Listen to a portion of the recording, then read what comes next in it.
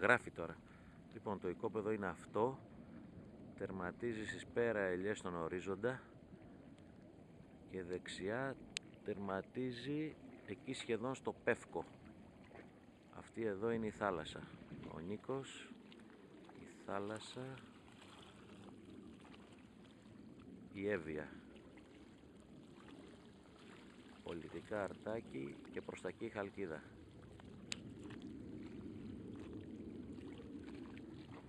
Εδώ είναι η πλάζ.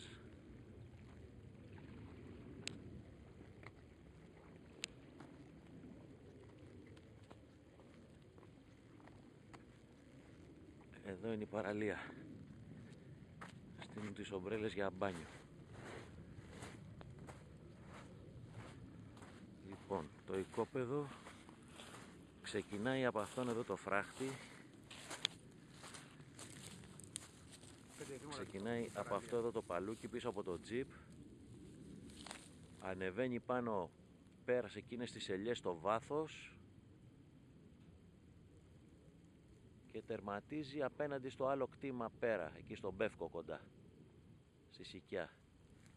Η θάλασσα είναι αυτή.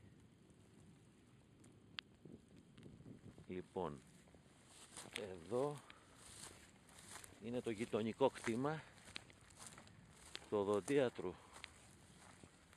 του ηλικιωμένου. Αυτός είναι ο γείτονας. Ναι, είναι οδοντίατρος ο Πάμπανος. Είναι 80 τόσο χρονών, δεν τον βλέπω να τη βγάζει για πολλά καλοκαίρια. Εδώ είναι, ξεκινάει το όριο. Εντάξει. Αυτός είναι ο αναγκαστικός ο δρόμος. Αυτός είναι ο αναγκαστικός ο δρόμος που είναι μπροστά στο οικόπεδο. Η θάλασσα είναι εδώ μπροστά. Και προχωράμε 100 μέτρα να βρούμε το άλλο όριο. Εδώ θα πέσει καθάρισμα, θα μπει φρέζα μηχάνημα και θα το καθαρίσει.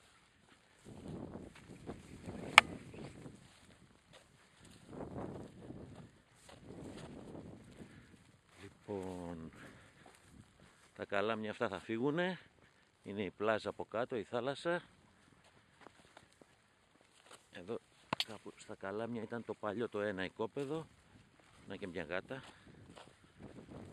Λοιπόν, προχωράμε.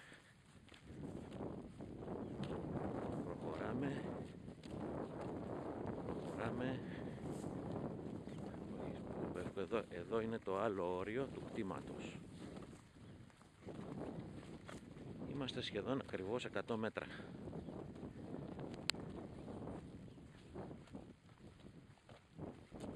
Εδώ ακριβώς είναι το γειτονικό Αράπογλου Χατζηπέτρος, Τράπεζα της Ελλάδος, το γειτονικό.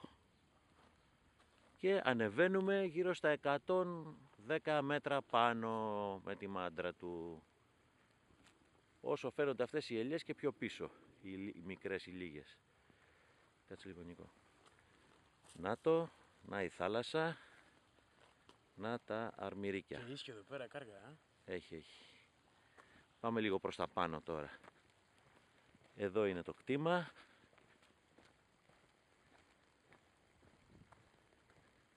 Το οικόπεδο μάλλον.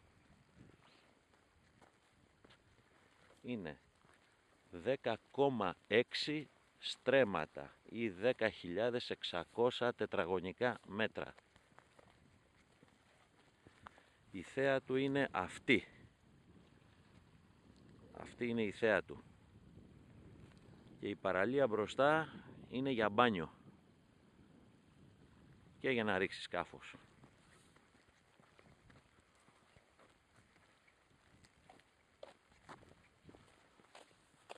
Να ο παραλιακός πάλι δρόμος, γυρίζουμε πίσω.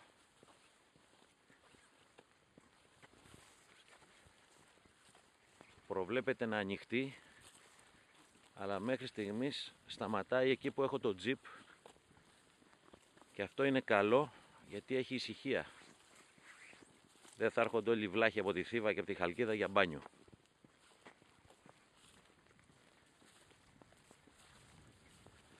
προβλέπεται, όπως βλέπουμε τα σύρματα που είναι δεξιά από το τζιπ, να ανοιχτεί. Προβλέπεται κάποια στιγμή ίσως τον ανοίξουν, αλλά δεν θα έχει κίνηση. Εδώ πάλι είναι το άλλο όριο που είδαμε. Αυτός δεν είναι δρόμος, είναι του κτήματος. Έχουν περάσει κάποια αυτοκίνητα και τον έχουν πατήσει τα χόρτα. Εδώ είμαστε στο κτήμα. Αριστερά είναι η περίφραξη του οδοντίατρου του Πάμπανου.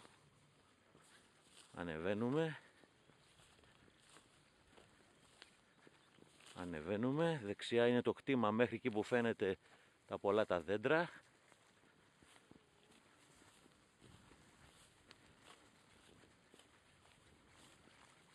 Προχωράμε ακόμα. Εδώ θα τερματίσουμε πάνω από 100 μέτρα. 110-120. Τεράστιο. Αυτός ο φράχτης είναι του οδοντίατρου δίπλα. Το βουνό που φαίνεται στο βάθος είναι ο Χτυπάς.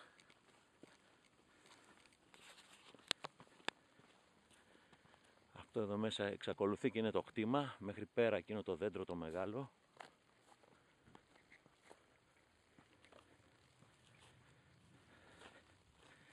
Εδώ τερματίζει ο φράχτης του γείτονα. Εδώ το κτήμα ακολουθεί μια λοξή λίγο γραμμή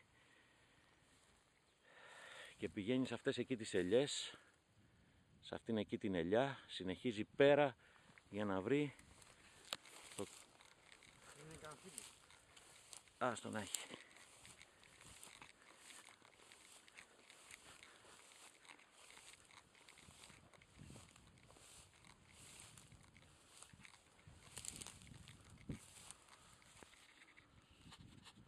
Μέχρι πέρα εκεί που φαίνεται εκείνος ο στήλος.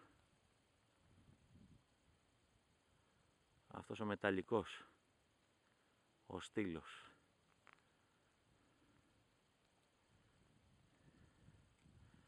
Και ξαναβλέπουμε από τα πάνω όρια το οικόπεδο. Είναι παραθαλάσσιο, σχεδόν ιδιωτική παραλία έχει. Αυτό είναι το βάθος του οικοπέδου, ζουμάρουμε προς τη θάλασσα και βλέπει το βόρειο ευωικό, την Εύβοια. Από εκεί που κοιτάει τώρα είναι βορειοανατολικά. Εκεί είναι ο βορράς. Αυτό που φαίνεται στο βάθος είναι η Μαλαισίνα.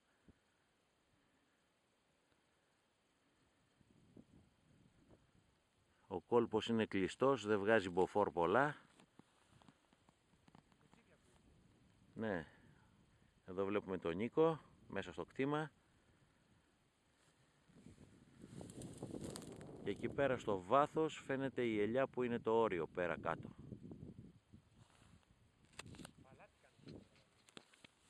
Εδώ μπορείς να χτίσεις σε 10,6 στρέμματα όσα τετραγωνικά θες, ό,τι θέλεις φτιάχνεις. Και για πισίνα μπορεί να τη φτιάξεις εσωτερική, με τζάμια γύρω-γύρω που δεν θα φαίνονται, θα είναι καθρέφτες. Για να μην σε πιάνει εφορία.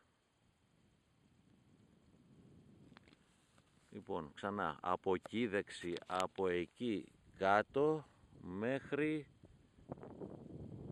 εκεί κάτω.